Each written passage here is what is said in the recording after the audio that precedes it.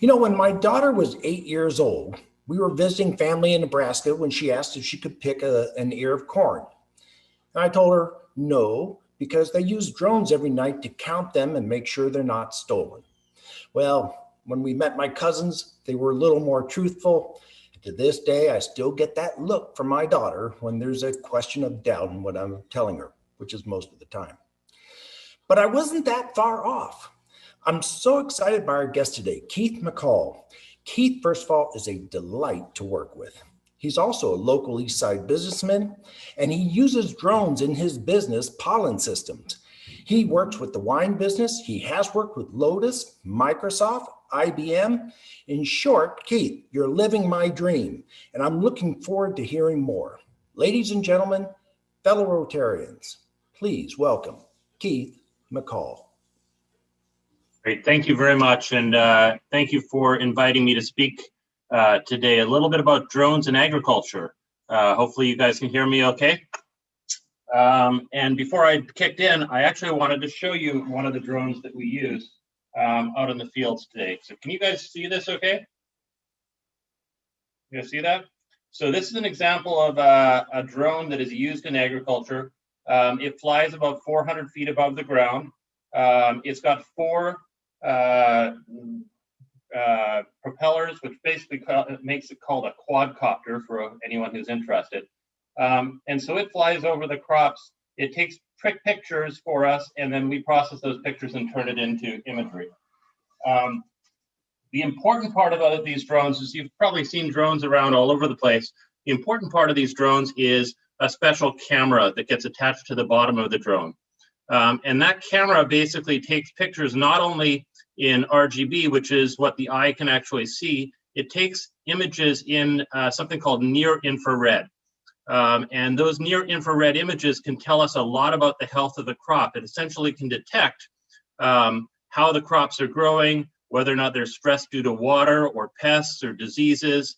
It can identify issues that the farmer should go take a look closer at. It can even basically capture irrigation problems where you might have a leaky faucet that's wasting water. So the combination of the drone, the combination of the camera takes a lot of the work out of actually capturing the information about the farm, and we then go from there to analyzing the images and helping the farmer out. Let me jump right in and share my screen.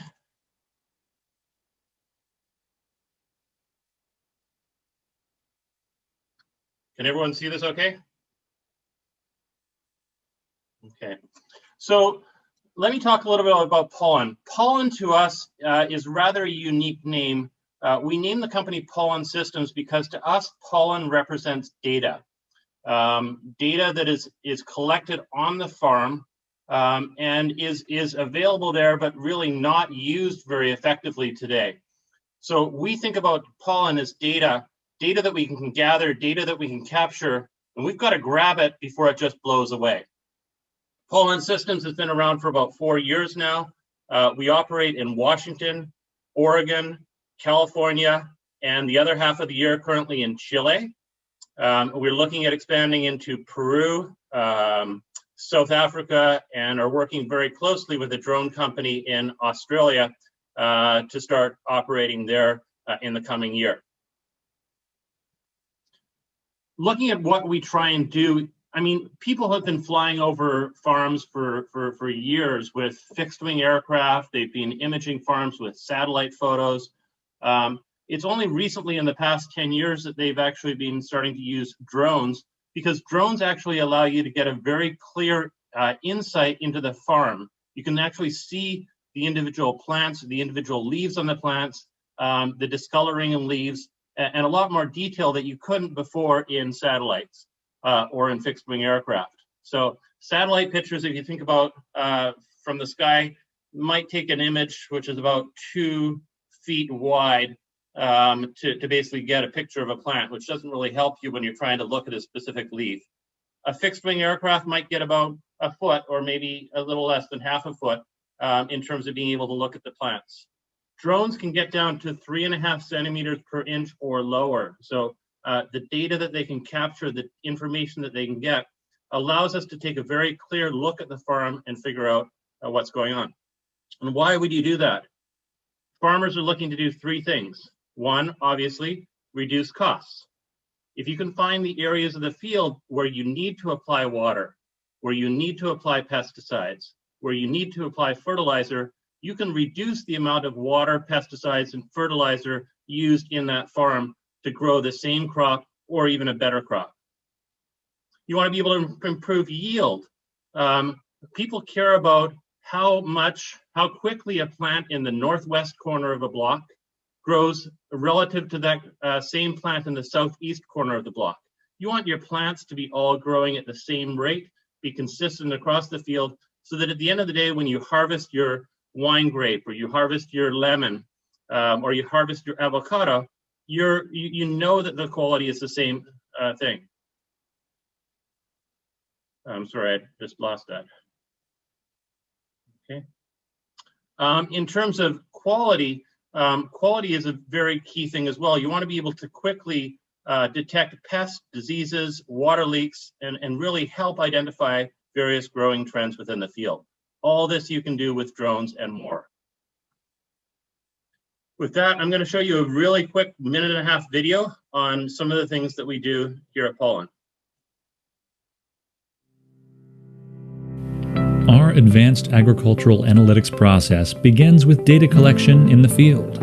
We offer aerial scouting by drone or fixed-wing aircraft to capture multispectral imagery of the site. Drone images are uploaded by the pilot to our Pollen cloud storage, where our high-powered image processing workflow takes over.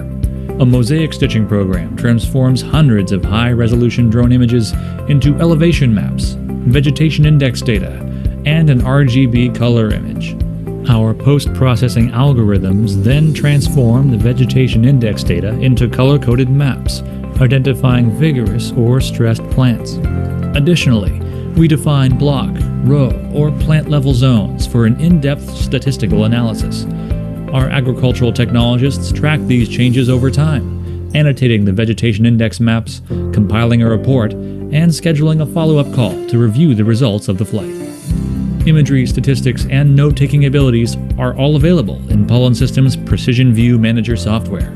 Customers can view their fields at resolutions up to 3.5 centimeters per pixel, designate important areas for their field team, and receive notifications when the team captures imagery and notes to report back on our mobile application. We at Pollen Systems are excited to work with you to grow your best crops yet. Visit our website at pollensystems.com to speak with our team and discover what our advanced agricultural analytics can do for you. So moving forward, there's a lot of different plants that you can focus on with drones. We don't typically look at corn, soybeans, or wheat as crops that we focus on. We tend to look at high-value crops, areas where we can actually improve the quality, improve the yield, and get the most bang out of the buck, so to speak, for what we're able to deliver to the farmers. So this is a few crops that we focus on today throughout our various growing regions. Some of the folks that you may have heard about in Eastern Washington include folks like Seven Hills Vineyard, which are customers of ours. They actually do, they grow the wine grapes that are in Leonetti wines and some of the wine grapes that are in Figgins wines that you may be familiar with.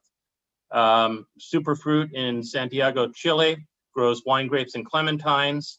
La Rosa Sifruco grows walnuts, lemons, and more. Call Solari is another great property in Red Mountain in Eastern Washington. And Quintessence recently joined us.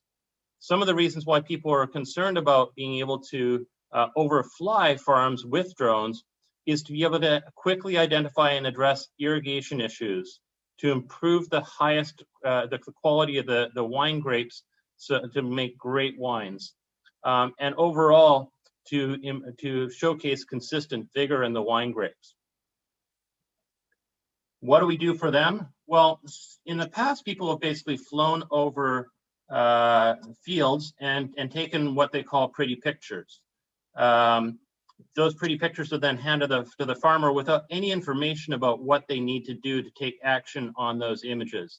So what Pollen Systems actually does is we take those images, we process them, we use some algorithms to determine what the challenges are in the field, and we can identify things like where crops aren't growing consistently, or where they're potentially being overwatered or underwatered in some cases, or where they have very high growth or very high variability. We can pinpoint those areas on a field, which helps a farmer then hop into his ATV or walk over to that point, identify the issue, and address it with our help.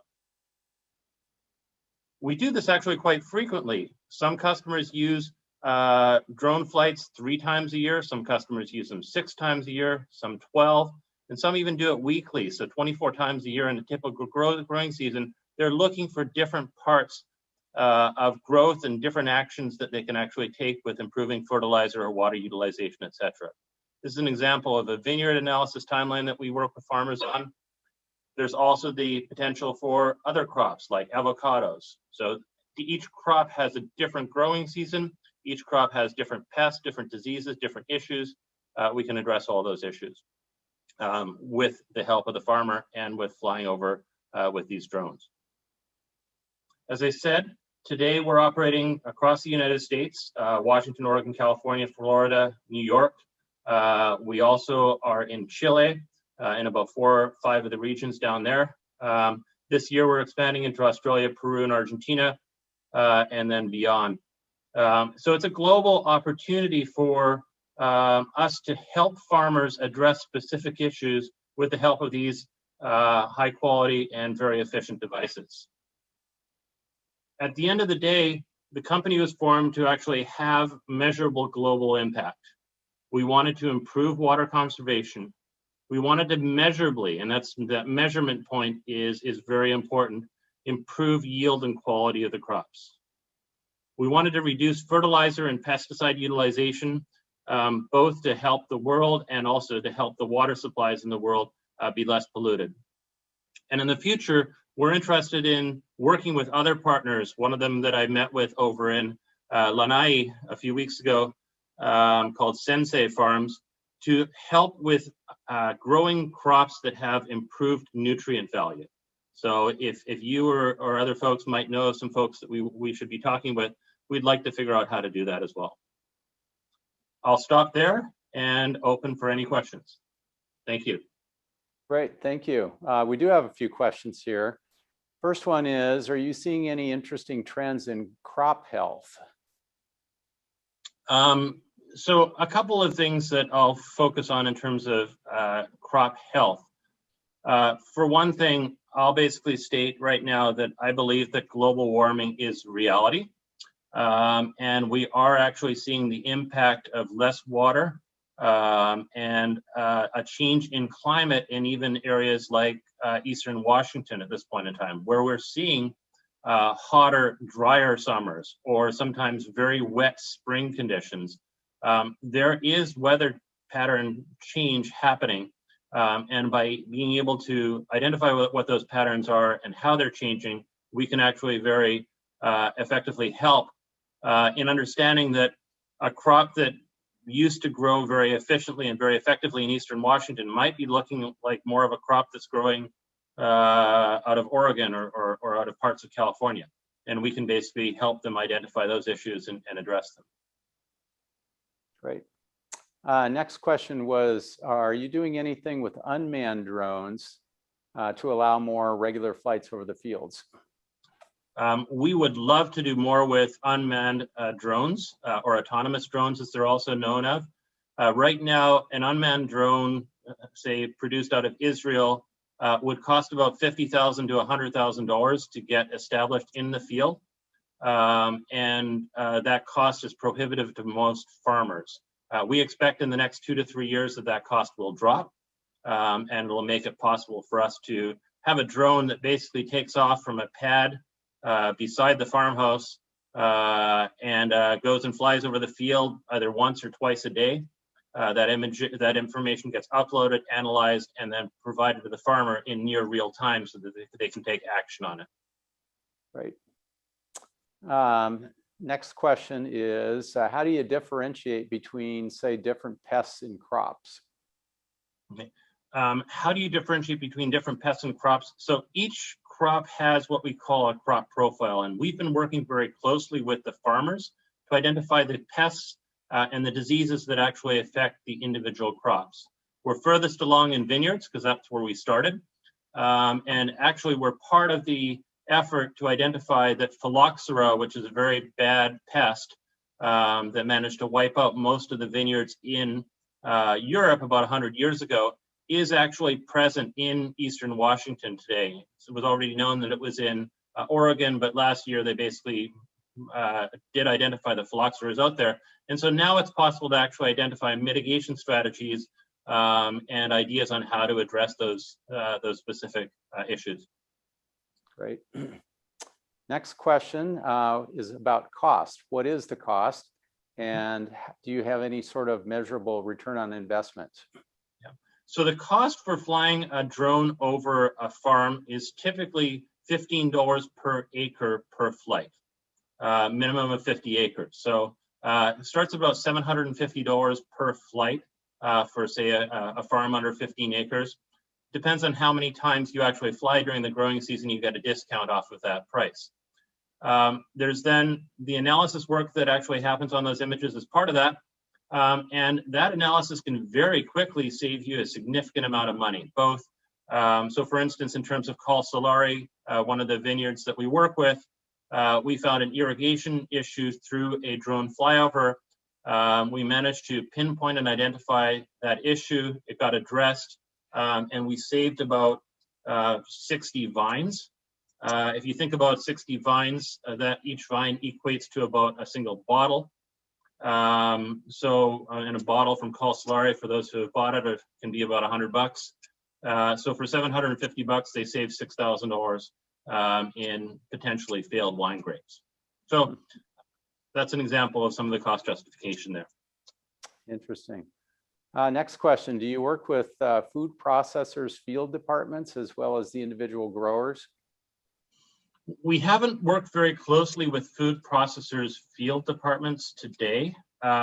We do, however, work with a couple of farms right now, both nurseries and also with fertilizer companies to basically address and identify the impact of their fertilizer treatment on specific crops and specific areas. So doing test plots and test plot analysis.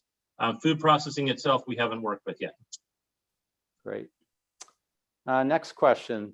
Maybe you got an answer on this. How much more efficient irrigation? How can more efficient irrigation reduce the water required to produce a crop? Okay.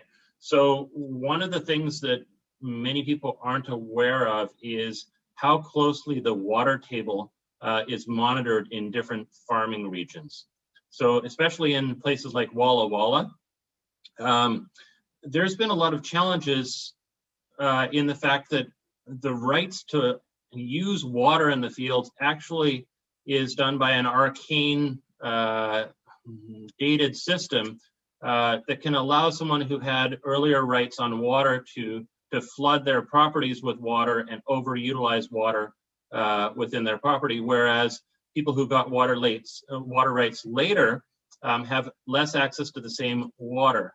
And so you get fields beside each other starving. So water conservation in general is a massive issue, not just affecting Walla Walla, but the entire world. And is something that if we can improve that, we can make significant impacts across the board. Just as an example, a single almond takes about a gallon of water to produce. So just using that as a measurement for every time you eat an almond, you're basically using a gallon of water. Interesting. Okay, last question here. Does your system work with pistachios and/or rice fields? So we have worked with pistachios and done the analysis already. Rice fields we actually don't see as a high value crop. And so that's not been one of our target focuses. But it could potentially be an area that we expand into in the future, especially as we introduced fixed wing aircraft imagery into the picture moving forward. Great. Thank you very much. Great presentation. In honor of your presentation today, we're making a donation in your name to Harvest Against Hunger. which provides 1,500 pounds of fresh produce to local food banks. So thank you again for joining us today. Thank you very much. I appreciate it. And thank you for the opportunity. If you have there may be a few questions if you hang around for just a minute or two afterwards to answer those. Happy to do so. Next week's program is Ben Minaguchi, who's with Alaska Airlines and talking about Alaska Airlines moving forward. So that should be an interesting talk for us next week. Thank you all who joined us today. Thank you to Jeffrey Van Gogh for helping with meeting production today, and Steve McConnell and Construct Software for our facility where we do this. Thanks all that helped out. This meeting is now adjourned.